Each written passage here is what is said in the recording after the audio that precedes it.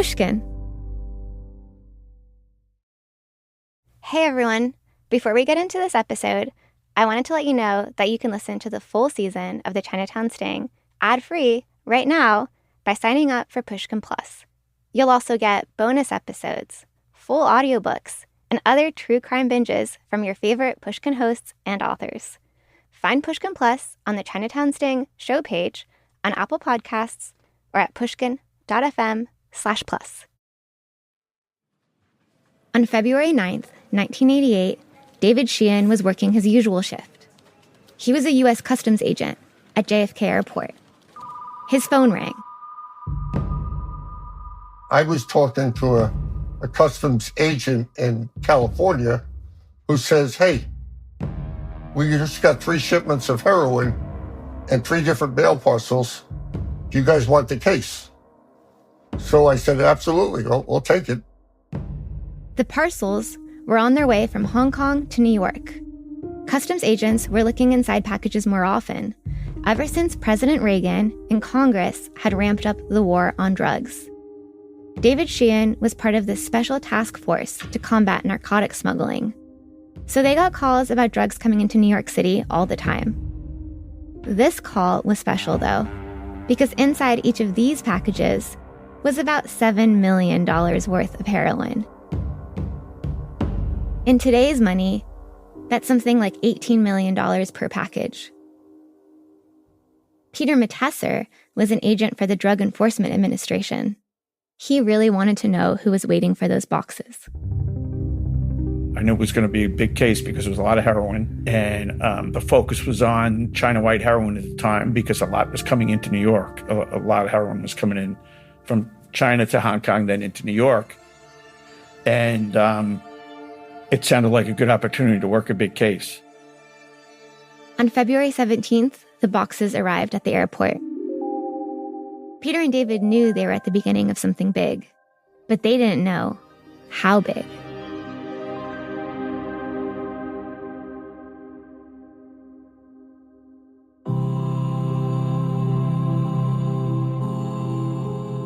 My name is Lydia Jean Cott.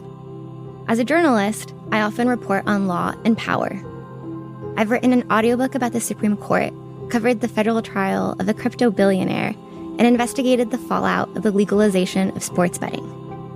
I'm interested in how, throughout American history, we've used the law as a tool to make our country both more and less just. A few years ago, I came into possession of a suitcase. It was full of thousands of pages of court documents.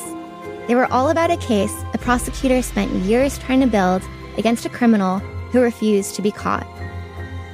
There was mention of a criminal syndicate powerful enough to take on the Italian mafia, an attempted assassination, a global manhunt, congressional hearings, international press coverage, a standing room only trial. And none of it would have happened without a group of ordinary people. People who in time would have to make a decision about who to protect and who to betray.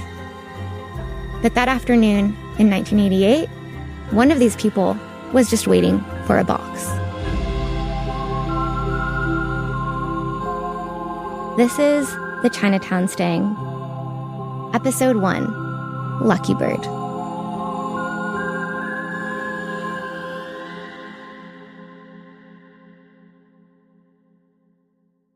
Court documents would later describe the exact contents of each box that landed in New York. 20 small bricks made up of white compressed powder, wrapped up in either brown tape or duct tape. In one of the packages, the heroin was hidden inside these red and white tea boxes that had Chinese characters on them. In the other 2, the heroin was hidden among stuffed animals. Now, Peter Matesser and the DEA could get to work. Step 1, take out the heroin and replace it with decoy heroin. It was made out of wooden blocks cut and taped together. Except you leave a sample of the heroin in there. We put the stuffed animals back in. Our goal was to get someone opening up that box and going through it. That was our goal. So when someone on the receiving end looked inside the boxes, they should notice nothing weird. Step 2. The feds hid thin wires in a transmitter inside each box. Whoever was looking through the box would break the wires, and that would trigger a silent electric signal that would be picked up by these special machines in the hands of law enforcement. And this receiver had only 2 signals. It was a slow beep. You're listening in to like a computer almost, and you hear the beep, beep, beep, and then when a rapid beep goes beep, beep, beep, beep, beep, that means it's been opened. The DEA agents set up their trap as fast as they could. They didn't want the people who were waiting for the packages to get suspicious. They know how long it takes from point A to point B. So as soon as you get a day or two late, your investigation could be compromised. Step 3. Each of these boxes had to be dropped off at exactly the same time. They were to be delivered by postal inspectors who were working undercover. Vans full of agents were waiting nearby, listening in on their little computers and ready to spring into action.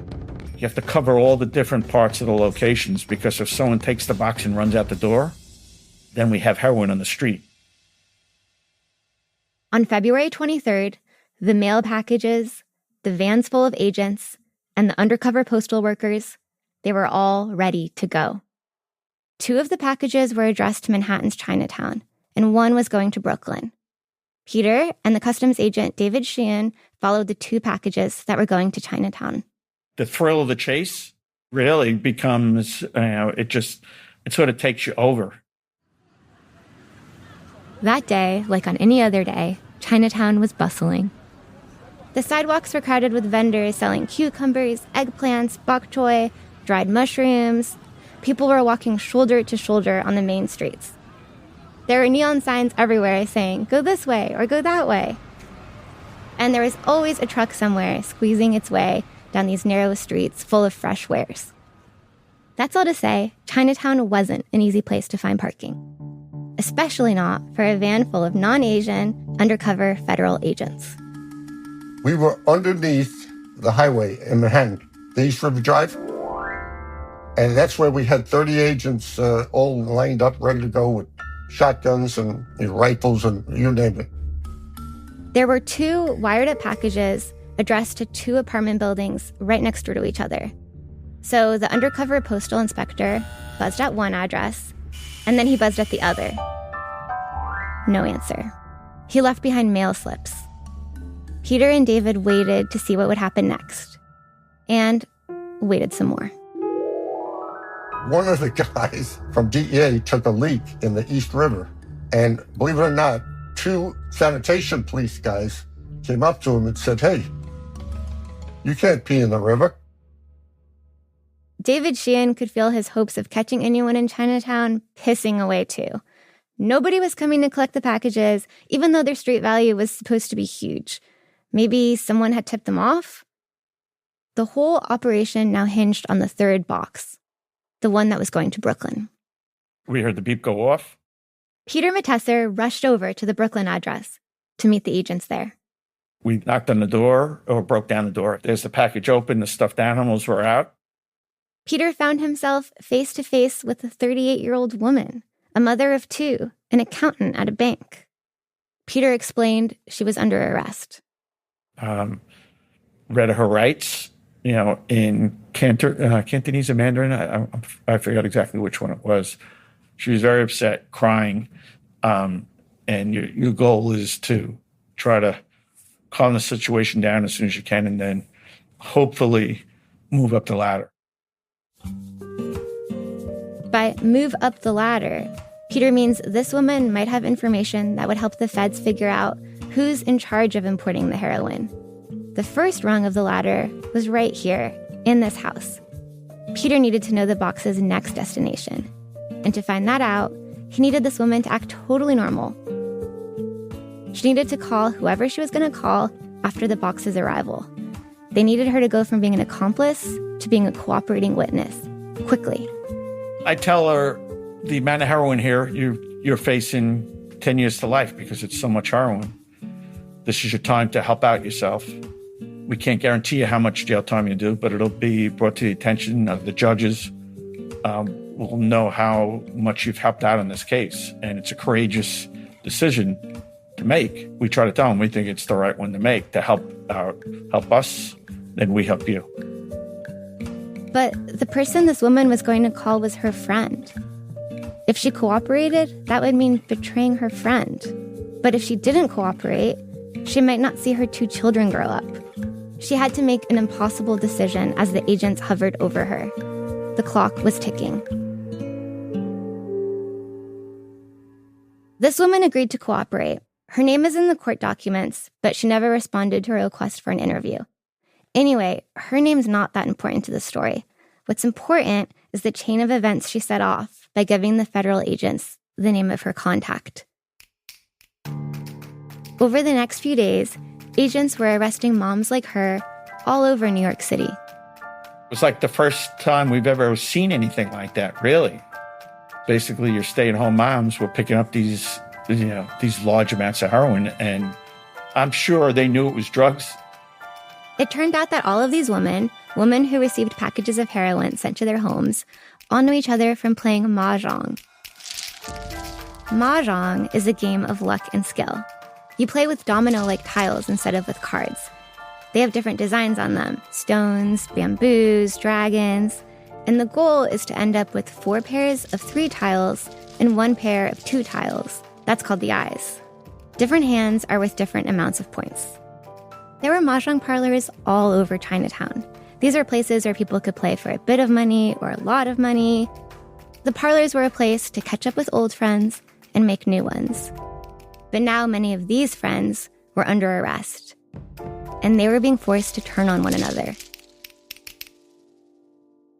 Customs agent David Sheehan was doing a lot of that forcing.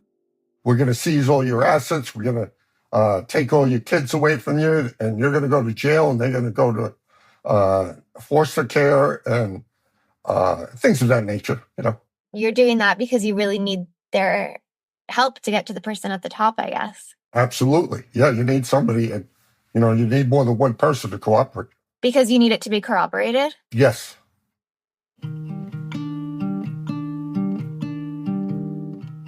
After I got that suitcase full of court documents on the Chinatown drug trials, I realized I need help from someone who spoke Cantonese.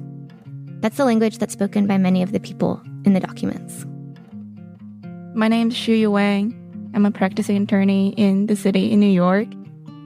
I met Yu through a friend of a friend. We met up at a bar, and I told her all about the Chinatown case. It was a very interesting story to me, personally. I came from the Cantonese area in China, which is like super close to Hong Kong, where a lot of those people in the story were originally from. My major in college was actually journalism. So that sort of like opened up a part of my brain. So she joined me in reporting out this story. We went over court documents together, and we visited Chinatown together for months and months.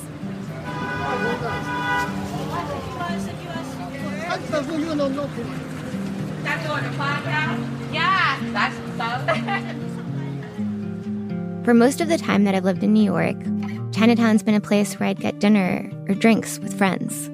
For Yu, it was a neighborhood where she got groceries. There's certain ingredients that's a rare find in a non-Chinese grocery stores, like chicken feet. There are like certain things that I can only get here at a good price.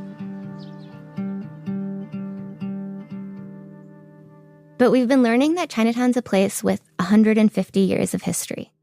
So Chinatowns today, we think of as these kind of tourist destinations, and, they're fun places to go to get, tchotchkes or dim sum, and have kind of a colorful urban experience, or, a fun meal or something.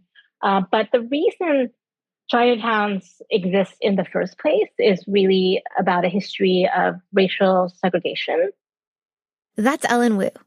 She teaches history at Indiana University Bloomington, and she talked to us about how Chinatowns arose in American cities in the face of anti-Asian laws and violence.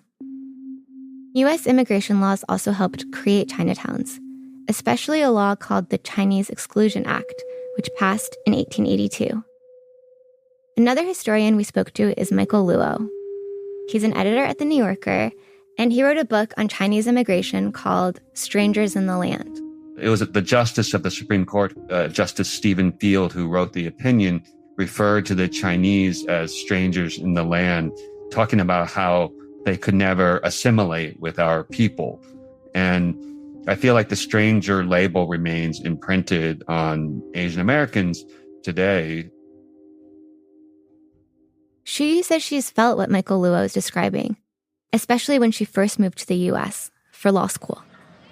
So it was kind of like surprised at how friendly people were surrounding me, but also to that I'm sensing like there are people out there that's just kind of like, oh, you're different.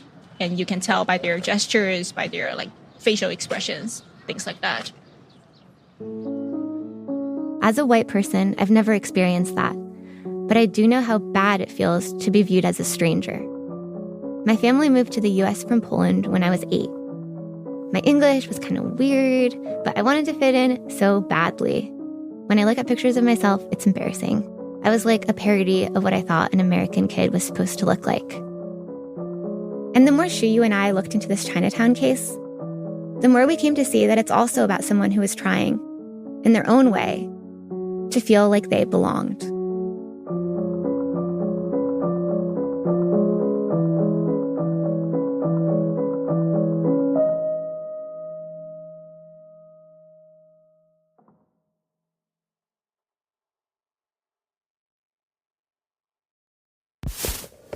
Wong, Tina. Date of birth, 1958 in New York, New York. Chinese female. Citizen, U.S. Height, 5 foot 9 inches. Weight, 120 pounds. Brown eyes, black hair.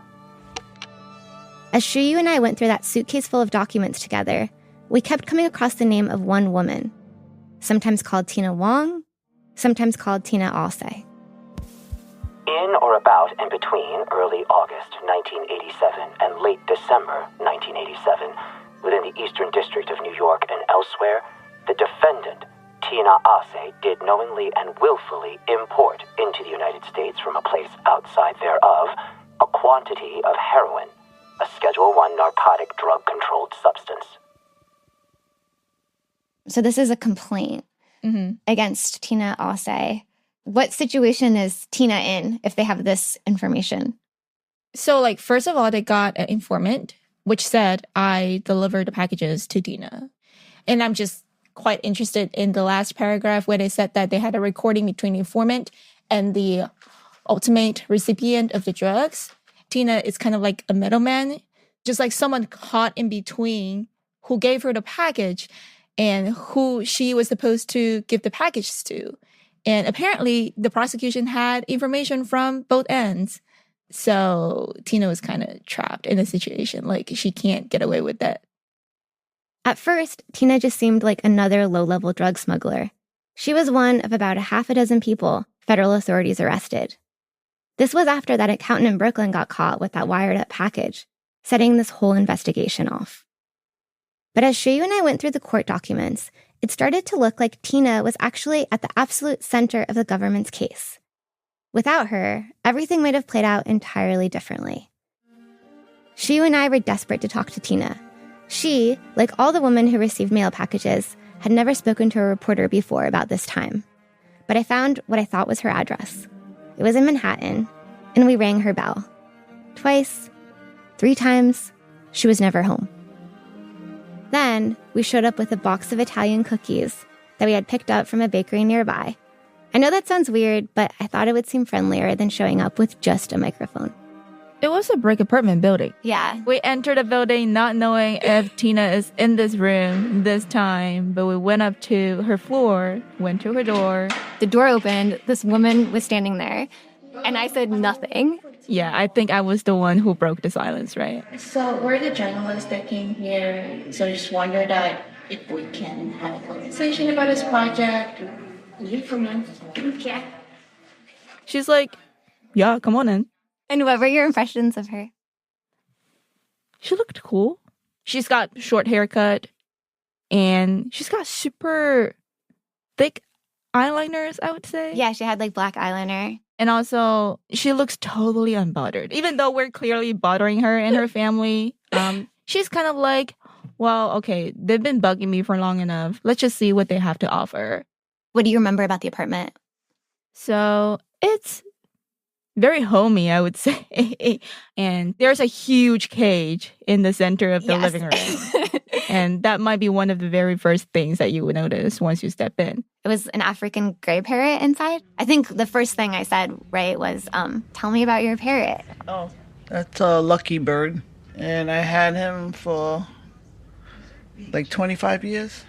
If he says something, I want to record it. No, he knows you're a stranger, so he won't talk. But if he gets to know you, then he starts to talk. We weren't actually there to interview the parrot. We wanted Tina's story. She was born in the 1950s. Right. She was living outside of Chinatown at a time when Chinatown was way smaller. Mm-hmm. She was one of the few Chinese kids. Yeah. Her dad was Chinese, and her mom was Portuguese. Yes. Yeah. We were like the first Chinese family. I mean, not the first, but the few. Mm-hmm. But we used to fight. We used to get picked on a lot. Everybody that was Asian used to get picked on one time or another. Stupid kid stuff. Like ching chong. And then, you fight back. It's weird now to think of a Chinatown without kids. But for a long time, there just weren't very many Chinese kids in the U.S., period. The Chinese Exclusion Act made it hard for any new Chinese immigrants to come. And it took nearly a century until 1965 for Congress to finally ban immigration quotas based on ethnicity. Tina was 7 years old at the time when all these new Chinese immigrants started to show up, and Chinatown was becoming a family neighborhood. Tina talked about how it was so great to be included in this new world of all these kids her age, but still, she felt a little different from them. I think they were kind of a little racist on me since I wasn't, because I'm only half Chinese. There was a little racism there, but that didn't stop me. Yeah, so that's why I learned MJ, mahjong. And, when I would play MJ with them and I beat them, then I feel, they go, yeah, the juk sing is pretty good. And juk sing is someone who's American-born Chinese. Yeah. As an adult, Tina kept playing mahjong. She went to these special places that were kind of like speakeasies. You had to know someone who knew about them, and then they could tell you where they were. Tina's favorite was on the second floor of a building on one of Chinatown's main streets, Canal Street. There's like a Chinese green wall paint, smoky, and a lot of mahjong noise. Is there music playing, or is it just people talking in the clack of the tiles? Yeah, I think it's just the clacking of the tiles. People don't want to hear the music. It might disturb them. They're focused. And what sort of people were there? Old people, young people, all kinds. And how good did you get on like a scale of 1 through 10? I didn't have like really good skills, but I had luck. She was hanging out in these mahjong parlors, and she was getting lucky.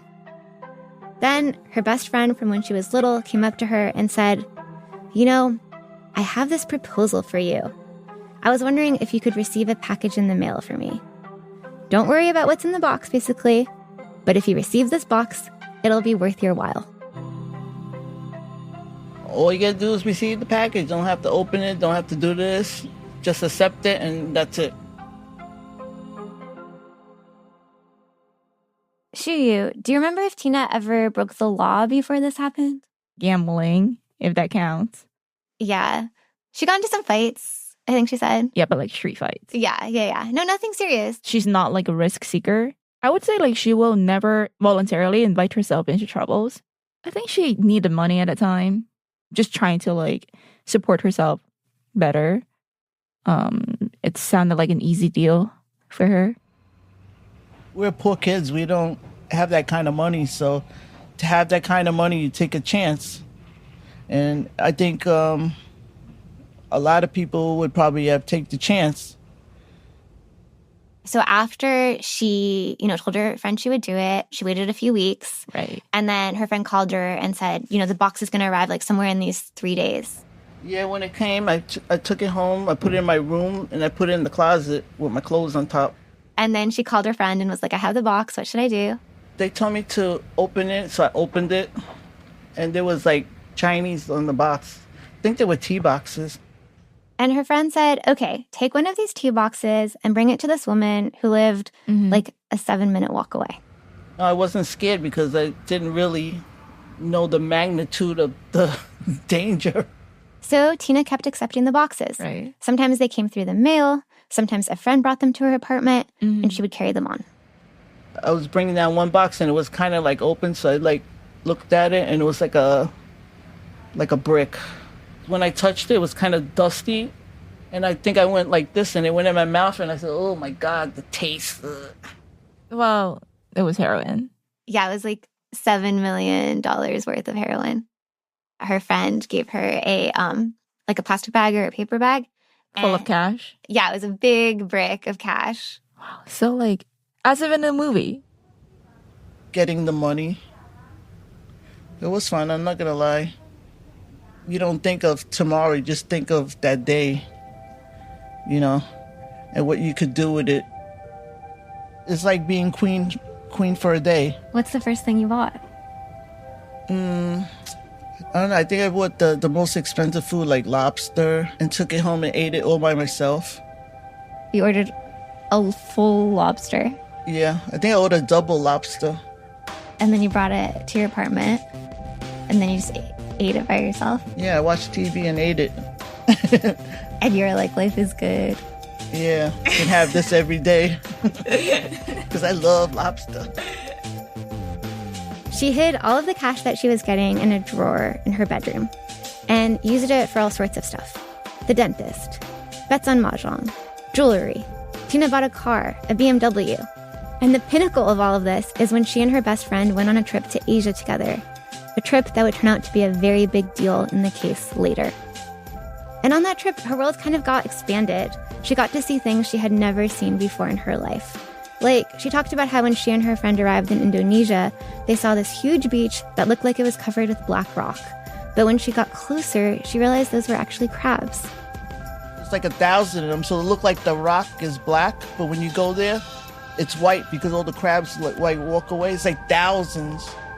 Was this fun when you're like getting these packages, doing these trips? It was fun. I feel that if you take any ordinary person and you give them a trip and you take them here and you can go shopping, nobody's going to say no. I mean, you know, they're not going to say they didn't have fun. According to the court docs, Tina made about $15,000 for receiving these boxes. And that's not including other perks like the plane ticket to Asia. But while the money was fun, it wasn't drastically changing her life the way that she imagined it would. And her friend was asking her to do more and more. She was getting bossy. Tina had a bad feeling. Tina was right to be anxious about her luck running out. This was the late 80s. President Ronald Reagan had doubled down on the war on drugs. We're taking down the surrender flag that has flown over so many drug efforts. We're running up a battle flag. We can fight the drug problem, and we can win. In 1986, Reagan signed the Anti-Drug Abuse Act. It created new mandatory minimum sentences for drug crimes. And that same year, Congress began holding hearings. Today we'll learn more about criminal groups of Asian origin operating in the United States. Drug traffickers love a vacuum. As traditional organized crime appears to be taking less and less of the market, then other trafficking organizations will move in, and it certainly appears from the intelligence we have that the Oriental traffickers are picking up a big piece of that action. All of this was in the distant background of Tina Wong's life. Her reason for wanting to quit the drug trade was closer to home. She was worried that if she kept accepting these packages, she'd put her family in danger. She had a husband and a 1-year-old daughter.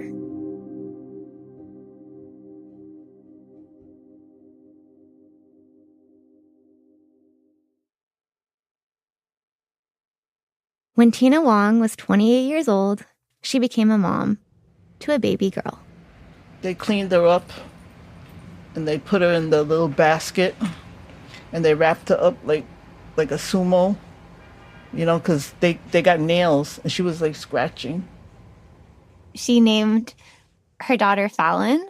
after that TV show Dynasty, which had you heard of that TV show before? I've heard of that, but I've never watched it. I had never heard of it. But yeah, apparently it was like a huge TV show in the 80s, like #1 hit. And it was about this oil tycoon's family. And Fallon was the daughter, and she was like a rich, spoiled brat. Your father's money's not a gift, it's a responsibility. Oh, the hell it is. You want to feel guilty for being born rich. I don't. But yeah, Tina's daughter, Fallon, was born into a different situation. Right. Tina had this dream of being a textile designer. And she even got, as a high schooler, into this like special program at FIT, the College in New York of Art and Design. But then she was on a scholarship, and she was like 16, 17. Both of her parents got cancer, one after the other. And she was the person who had to take care of them. And then she missed so much school that she got kicked out of the program. After her parents died, she was like trying to get steady work. So she would like go to bars to work there and have to bring Fallon. And then people would be like, you're a bad mom for bringing your kid to a bar. Sometimes people call me and say, oh, we need a bartender or a waitress, for the week or the day. I fill in, but it wasn't, often because I had to take care of her because I was still like young. And so I was like not really a best mother, but, I try. You got to think about what you're doing. So I try to work and, make ends meet. And her husband was working as a cook and sometimes in some gambling parlors. He works like super long shifts and long hours. I think at a certain point, like they had to send their baby to her grandparents who were in Canada at the time to take care of her so that like Tina could go out to work while people where the baby was being taken care of by someone. They sent Fallon to Canada to be with her grandparents, her husband's parents.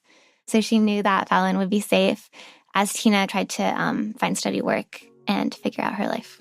Tina doesn't speak Chinese, but if she was with her grandparents, then Fallon could pick up some Chinese. Wait, did you say that your parents did the same thing? Yeah. I gone through basically the same thing as Fallon.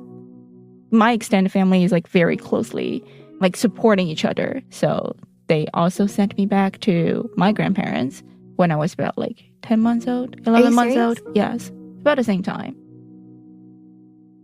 So Tina knew that Fallon was being well taken care of as she and her husband tried to sort out how to provide for her.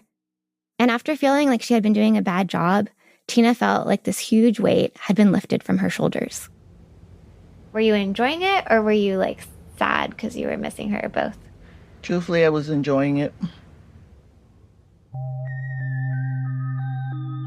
It was after her daughter was sent away that Tina started accepting these boxes. But then she could feel her luck running out. She told her friend she wasn't going to do this work anymore. 5 months went by. Then came the sting. The day DEA agents raided that house in Brooklyn. As we already heard, Agent Pete Matesser found that accountant, the mother of 2, standing in front of an open box of stuffed animals. She was very upset, crying, and your goal is to try to calm the situation down as soon as you can and then hopefully move up the ladder. This woman led the agents up the ladder to the woman who had recruited her. And that woman gave up the names of Tina's best friend and Tina. On March 1st, 1988, an arrest warrant was issued in the Eastern District of New York for Tina Wong for importation of heroin. At approximately 9 p.m., Wong was arrested at her residence. That was the moment maybe that she realized that she was not really being paranoid and everything she did has a consequence. Tina's worst fears were now coming true. They took my daughter's picture off the refrigerator. They go, "Is this your daughter?" I said, "Yes." They go, "Oh, you may not see her for like 25 years. Like that was kind of a low blow. I don't think they should have did it like that, but that's their way, so. Their way was to keep building a case against whoever was at the top, the person really behind the boxes of heroin. To do that, they needed Tina to tell them everything about what she had done and who else was involved. This time, though, it wasn't going to be so easy. Was there a part of you that's like, I'm not going to cooperate? Yes. That I wasn't going to cooperate? No, I wasn't going to cooperate with them. Tina had much more valuable information about this scheme than the accountant. But she also had no intention of sharing what she knew. And that was going to be a big problem. Because she and all the women like her were now in the crosshairs of a young and determined federal prosecutor. Her job was to bring down a drug kingpin, and she saw all these female witnesses in custody as a huge opportunity. It was fairly early in my career as a prosecutor. And it was like one of those cases that I started in general crimes and then took with me to narcotics as I worked my way up the chain. Her name is Beryl Howell. She's the reason I'm able to report on this case. I've known Beryl for years. She's my boyfriend's mother. These are briefs that I filed. Government was always blue. What is that? More trial notebook stuff. Witness list. Oh my God, Beryl. Beryl's the one who gave me that suitcase full of court documents. Years worth of filings, interviews, openings, closings, rebuttals. There are notepads full of her sprawling cursive, all about a legal saga where almost nothing went according to plan. The case that started with the Chinatown sting would change Beryl's life, and Tina Wong's life, and Chinatown. And it was just getting underway.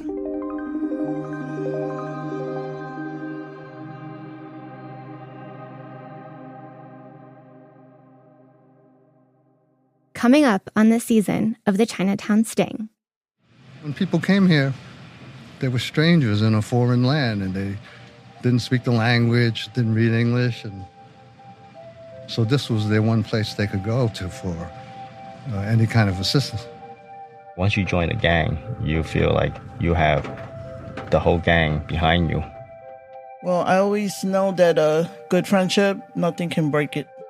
There's a difference between hearing things and thinking you're not hearing the truth versus thinking you're not hearing the whole story.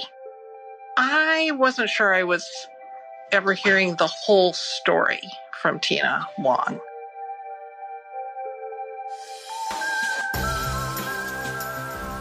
The Chinatown Sting is written and produced by me, Lydia Jean Cott, and reported by me and Shu Yu Wang. Our senior producer is Emily Martinez. Additional production by Sonia Gerwit. Our editor is Julia Barton, with additional editing by Karen Shakurji. Our story consultant is Rong Xiaoqing. Our executive producer is Jacob Smith. Our music was composed by John Sung. Sound design and additional music by Jake Gorski. Our fact checker is Kate Furby. And our show art was designed by Sean Carney. All voiceover work by Telly Leong. For more information about this episode, check out our show notes or visit pushkin.fm/Chinatown. The Chinatown Sting is a production of Pushkin Industries. To find more Pushkin podcasts, listen on the iHeartRadio app, Apple Podcasts, or wherever you like to listen to podcasts.